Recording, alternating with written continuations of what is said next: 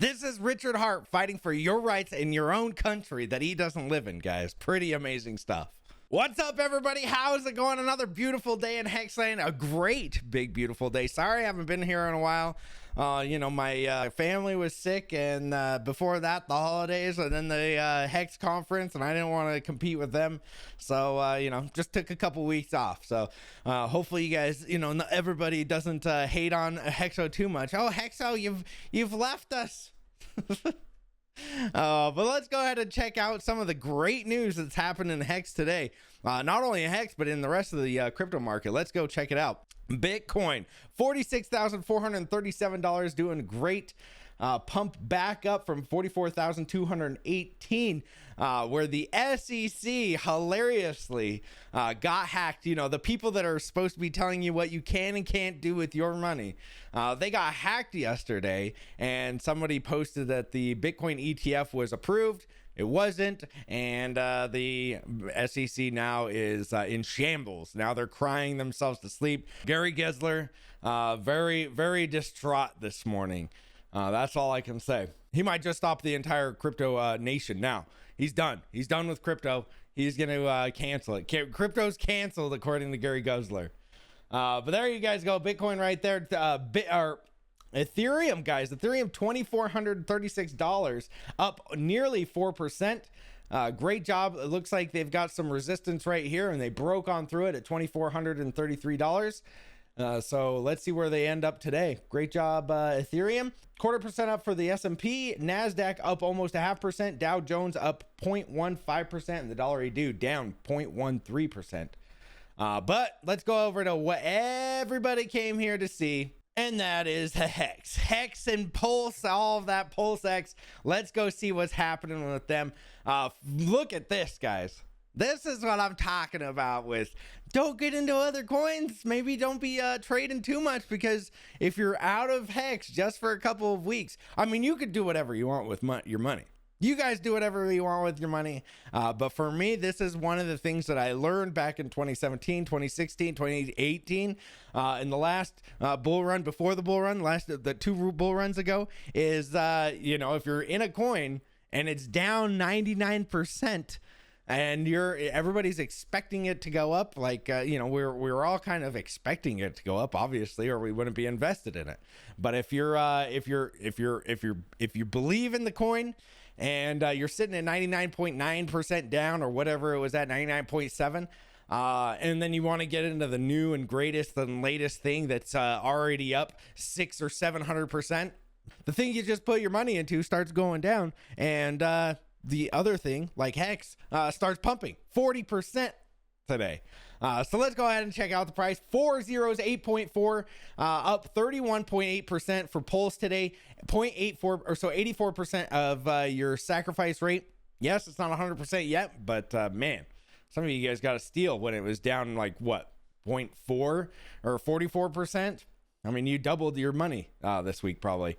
PulseX, 41.6%. Up today, 4 zeros, 2.6. It is at 26% of the sack rate. So this is one of the reasons why I think PulseX will do crazy numbers, is because it'll do, just to get to sacrifice price, it's going to do a 4x, 400%. Crazy. Incentive token, 50% up today, 88.2 cents. Crazy. And look at the volume, though. There's hardly any volume, and it's still crazy pumping. That's awesome. Last but not least, Hex, PHEX at 1.5 cents, guys. 41.9%. Amazing. And EHEX at 0.0079. So both of those together is 2.28 cents. Man, a lot of you guys doubted Mr. Hart, and you're really hurting now. Last 30 days, guys, look at this. 66% for Pulse, 92% for PulseX, almost 100% for incentive token, and 80% for PHEX. A lot of you guys faded Richard. I'm sorry that you guys did. There's your EHEX chart, guys. This is this is a warning, but look at this. 200-day moving average on the weekly is clear up at 5.8 cents. On the daily, it's really not that high, guys. 1 cent, 1.1 cent, 1.06 is where it's at. MACD is a little bit overbought, so just be aware of that, but it can stay up there for a long time. Great. Love it. Love it. Love to see it. Right now, one T-share is going to get you $467. One T-share right now is $475. Look at this. We just got a pump right when I was talking. Whew. There we go. 1.51. There we go. $475 for one T-share. 10 cents, almost 11 cents per T-share payout today. And over on eHex, $246 is what it's gonna cost you for a T-share. 5.5 cents is what it's gonna pay out. Great, awesome, love to see it. 15 cents total. So this is why you guys all came. You guys wanted to hear about Richard Heart fighting the SEC. So let's just read what Richard says, and then we'll summarize it. I am fighting the SEC for your rights. 11 of my lawyers filed this today. Ironically, today the SEC's account was hacked and fraudulent message was posted. The blockchain literally solves exactly this problem. The SEC is attacking the very tech it needs. Cryptographically, verifiably, authentication, proof, and publication. Blockchains are the first and only immutable public ledger communication technology, open source, peer-to-peer software. Millions of people use blockchains to publish pictures, text messages, literature, and more every day. Technology is the future. We pray the courts defend the Constitution and your rights. So I said this earlier, but Richard is fighting for your rights that are in a country he doesn't even live in, guys. He doesn't even live in the United States, yet he's taking on the United States government and the SEC to fight for your rights. Yeah, it'll probably benefit him, but I don't know. Maybe he lives in a country where he can't be extradited. Maybe he lives in Russia. Maybe he lives in Estonia, I think is what people have said. And they don't have I don't know if they have an extradition over there, but man, he's doing it for you guys. He's doing this all for you, man. All right, let's go ahead and read some of the document. So the first paragraph just talks about how Mr. Hart is being represented by these guys. He requests a pre-motion conference to provide a summary of basis of Mr. Hart's anticipated motion to dismiss the SEC's case, or the SEC's complaint. So he just wants to straight up dismiss it, of course. Blockchains are the world's first and only immutable digital public ledgers, publishing messages, literature, art, commerce, computer code, and more. Richard Hart is an innovator in the blockchain communications technology who has been interested in its ability to benefit society since he's learned about it in 2011. The complaint alleges that Mr. Hart developed 3 open source blockchain communication software programs: Hex, PulseChain, and PulseX. The complaint alleges that Mr. Hart and somehow the programs themselves, I love the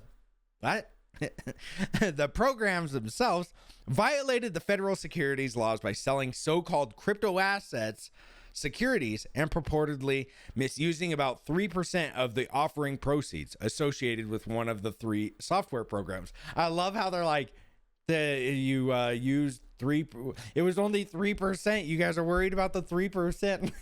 He's like saying, I got way more money than that from this thing. But here's a little side note that I love. I love this side note underneath. It was my favorite part of this entire document. Naming Hex, PulseChain, and PulseX as an alter ego defendants is truly bizarre. Under the SEC's own definitions, they are digital asset tokens and 2 software protocols. How software programs can be entities subject to suit defies logic and precedent. There is no factual basis on the complaint for There is no factual basis in the complaint for calling them Mr. Hart's alter egos, and the SEC's doing so is an affront to a vibrant community that runs them. The non-existence of these entities aside, the complaint lacks merit against them too. I thought that was just hilarious. What a great, that sounds like a Richard Hart, that Richard Hart wrote that part. Hilarious if he did. So let's go on a third paragraph. The litigation is another front in the SEC's campaign to regulate blockchain technology as digital asset through enforcement instead of rulemaking or awaiting legislation. It's an effort to particularly misguided in this case. The complaint attacks certain blockchain software programs running on the decentralized ecosystem of computers across the world. There is no business, corporation, enterprise, or foundation behind them. Rather, a global community of individuals have independently chosen to run these communication software programs using their own labor and computing power, bearing individual the risk and rewards of doing so. Mr. Hart is exercising his constitutional rights to free speech and association, has spoken in favor of these and the other communication software programs.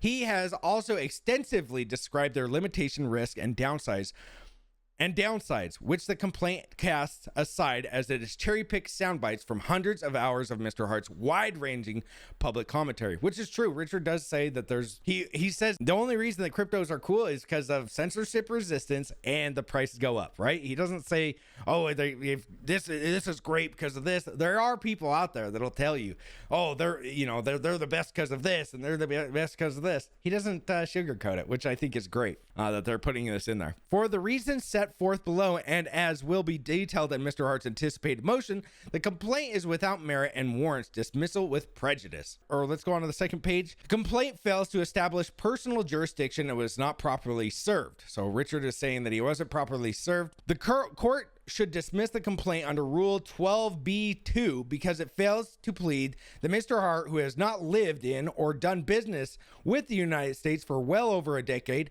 has a connection with the United States, such that he should responsibly anticipate being hailed into the court there. Worldwide Volkswagen, so he's showing that Volkswagen versus Woodson, which is maybe a precedent. I don't know. I haven't looked that one up. It pleads no U.S.-based entities, employees, contracts, payments, accounts, marketing efforts, or travel. The complaint merely asserts that the unspecific number of U.S. residents engaged in transactions and that Mr. Hart discussed the software on a social media. So it shows that the complaint from the SEC. That does not approach what is necessary, i.e. contacts with the defendant himself create with the forum, rather than with persons who reside there. Nor are the websites at the issue alleged to have conducted registrations, taken user information, processed payments, or expressly aimed themselves at the United States. The court should just also dismiss the complaint under Rule 12b-5 because dropping papers at a Finnish police station is not valid service. I like that part. Dropping paper, that's hilarious. All right, complaint suffers from myriad pleading, constitutional, statutory, and regulatory deficiencies that mandate dismissal under Rule 12b-6. All right, so let's read this one. First, the complaint fails because none of the transactions at issues are adequately alleged to have occurred in the United States, making the SEC's claims impermissible, extraterritorial.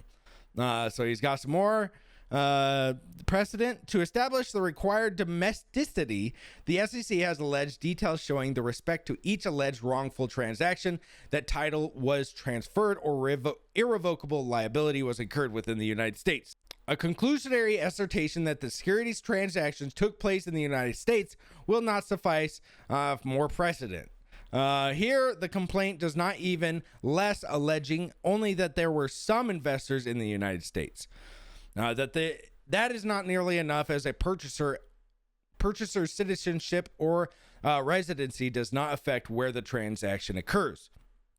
The domestic offer allegations are similarly wanting, and here you go. So that one probably is the most confusing paragraph for me, but we can talk about it in just a second after we get to the third part.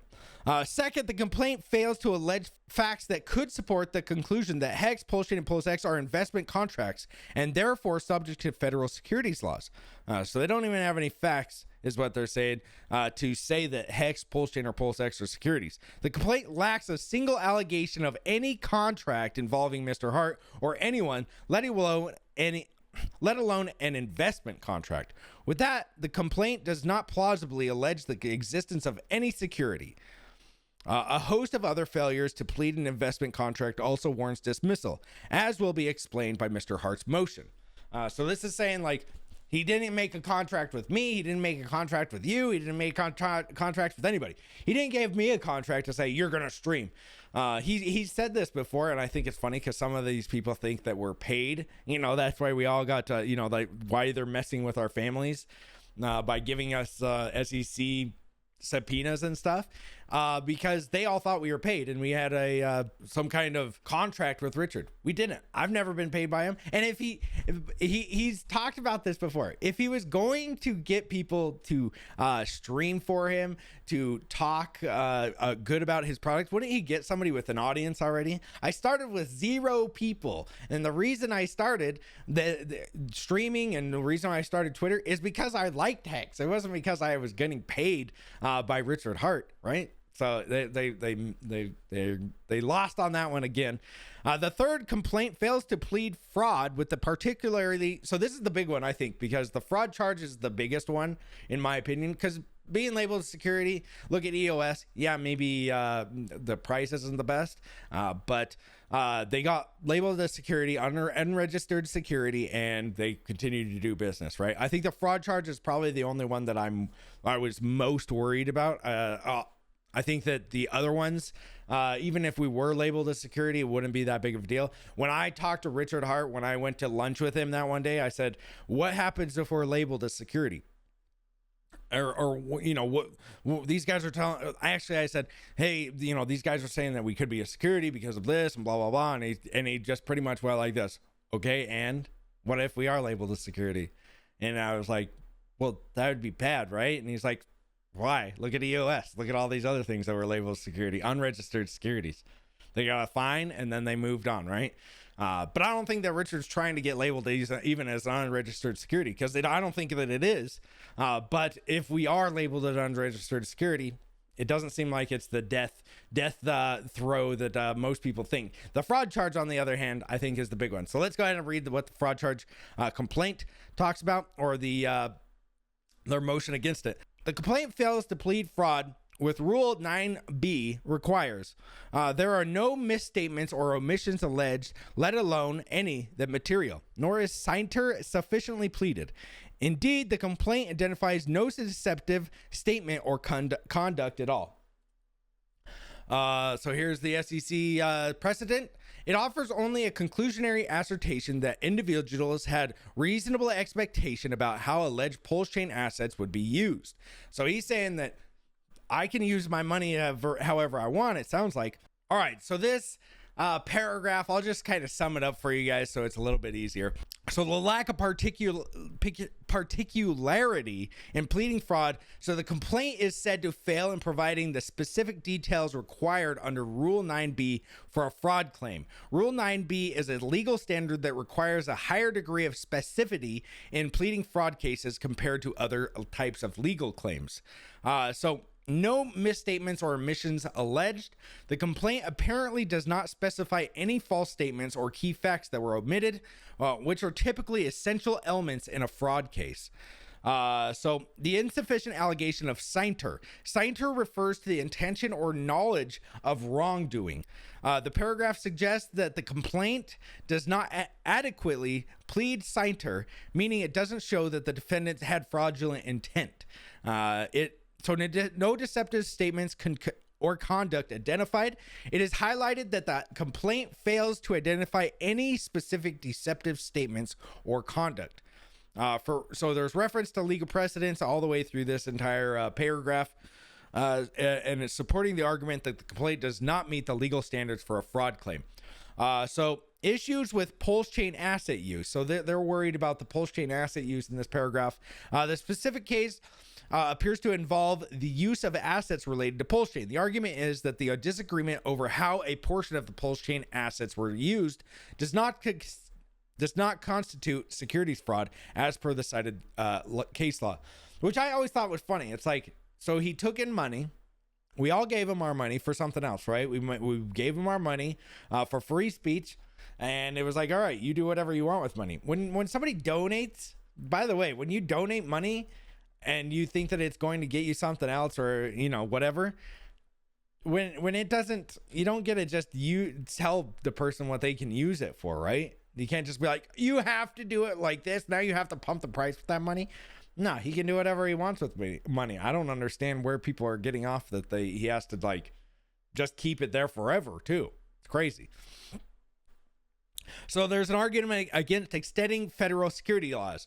The argument is made that the interpreting this case as securities fraud when improperly extend the scope of federal securities laws to cover instances of corporate mismanagement, which is not their intention. I know this is running a little bit longer, but it'll be all worth it, guys. It'll be all worth it for you guys' little brains and mine too. So the fourth paragraph starts out, fourth, the court should dismiss the complaint because of the SEC runs afoul of the major questions doctrine by the way of this action. Executive agencies have only the powers specifically granted to them by Congress. So the legal doctrine holds that the executive agency, like the SEC in this case, can only exercise powers that Congress has explicitly given them. And they're going outside these powers, guys. They're doing whatever they want. It seems like rogue agency. The doctrine is especially relevant when an agency is attempting to exercise significant, expansive, or transformative authority. Which don't get it twisted, guys. They are trying to do everything they can to get as much power as they can in this. They cannot undertake a transformative expansion in authority without clear congressional authorization. Let's see. Here and elsewhere, the SEC seeks to impose will on $2 trillion digital asset industry. But recent legislative proposals make clear that the Congress has not delegated authority over digital assets to the SEC. So the argument references the Supreme Court, NFIB, OSHA, to support the claim that agencies need clear congressional authorizations for significant expansions of their authority. The SEC's action on digital asset industry, the paragraph also argues that the SEC is trying to impose its regulatory authority in the digital asset industry, which is valued at $2 trillion. However, according to the argument, Congress has not clearly delegated the power to the SEC. His approach to criticize the SEC is accused of attempting to regulate through enforcement, guys. This is actions rather than a political process of formal rulemaking. This approach is presented as overreaching and inconsistent with the limits of authority. And the argument concludes by urging the court to dismiss the SEC's complaint, stating that the SEC's action exceed its lawful authority. The conclusion is grounded in major questions, doctrine, and recent Supreme Court decisions, which emphasize the need for clear congressional authorization for significant actions. So as you can see, this one starts out, the court should dismiss the complaint as it is unconstitutionally infringes on the freedoms of speech and association guaranteed by the First Amendment for Mr. Hart and those who run the Hex, Poleschain, and Polsex software. That's me and you. The complaint seeks to impose a content-based regulation of computer code, which constitutes protected speech. So the complaint is described as imposing content-based regulations on computer code. So this legal case, such as Universal City Studios versus Corley and Younger versus Daly, which recognized computer code as form of free speech. So if you want to go look at it, there you guys go. The SEC's effort to halt the expressive conduct and association of individuals who believe that free speech is a protective human right, and blockchains are free speech. So that's another complaint. And see the Boy Scouts versus Dale.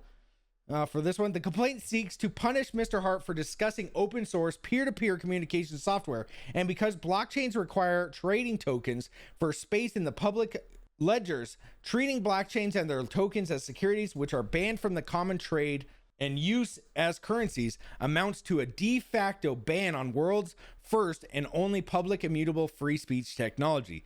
Such a broad and harsh form of prior restraint impermissibly chills free speech. That sounds like Mr. Hart put in that last part. Last but not least, Mr. Hart intends to move to dismiss the complaint for the foregoing reasons and potentially others. The parties have met and conferred and jointly request the following briefing schedule. Motion, April 8th, 2024, 90 days after the date of the letter. SEC response due July 8th, 2024. due August 22nd, 2024, Mr. Hart respectfully requests that the court schedule a pre-motion conference and approve the proposed briefing schedule. So there you guys go. There's the long but needed case. Pre-motion filing, great to see it. I love to see it. A lot of you guys were out there fighting yourselves out, and I was, I'm not going to say that it wasn't daunting to me as well. But the people that are like, he doesn't have any lawyers, he doesn't have anybody doing this, right? Those people were goof trooping, because geez, you didn't think that Richard was going to have any lawyers. He's got at least 11 now. And I've gotten so much hate. Oh, he's using your money to pay for the lawyers and blah, blah, blah. It's like, okay. And dude, I would have donated the amount of money that I donated to Poleschain and PulseX for him to beat this case so the entire crypto industry could run in the next bull run. So I would do it again, and I don't know if you guys would do it too, but let me know in the comments down below if you'd give the same amount of money to Poleschain PulseX if you knew that he was going to be fighting free speech with that money. He literally is using that money to fight for your freedoms in free speech. So the people that say, oh, he's using your money to buy cars and watches and blah, blah, blah, maybe he was baiting the SEC to come after him so he could actually fight for your free speech. Think about that next time that you see one of these goofs out there using your money to fight the securities law for your free speech. Oh, geez, maybe that's all we all should be doing. But Gold Key came out here. So these law firms that Richard is being represented by are huge law firms. The SEC, let's see, Quinn Emanuel, the law firm representing Richard Hart in his case again, the SEC, is the same firm that represented Elon Musk in his multi-billion-dollar securities trial in 2018 over the attached tweet and wanted to take Tesla private. They won, and Elon avoided paying $12 billion in damages.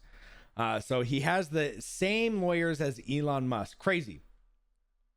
So Crypto Coffee posted this about some of the guys that are talking. Quinn Emanuel is proud to announce it has once again named number one feared law firm by the BTI Consulting Group in its annual most feared law firms in the litigation guide. BTI lists the country's most feared law firms based on more than 350 in-depth interviews with top legal decision makers from large companies.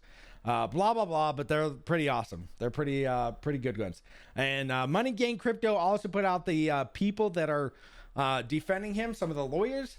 So the big one that I think that is the biggest is Michael Liftick, partner at Quinn Emanuel, spent nearly a decade at the SEC Commission, where he developed a unique depth of the knowledge working on enforcement and regulatory matters at all levels of the commission. Michael was the deputy chief of the staff of the SEC, where he served as senior legal advisor to Chair Mary Jo White on all aspects of the SEC's operation, including enforcement, regulatory policy, compliance, exams, agency, strategy, and direction. So even an ex-SEC person is working on this. Chief, like somebody that was big.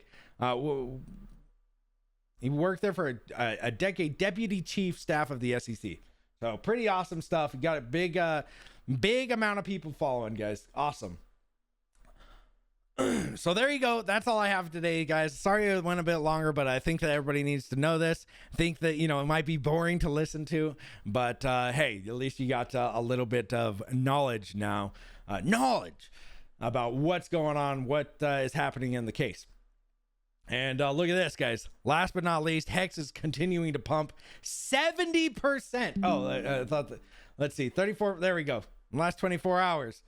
There you go. 1.53% now. 1.53 cents now, guys, for Hex. Incentive token at 90 cents, 2.7 for PulseX, and 8.5. We're just continuing to pump with this extremely awesome news. So that's all I got for you guys today. Hit the comment section. Let me know what you guys think about all of this. And I will see you guys tomorrow. See you guys later. Later, guys.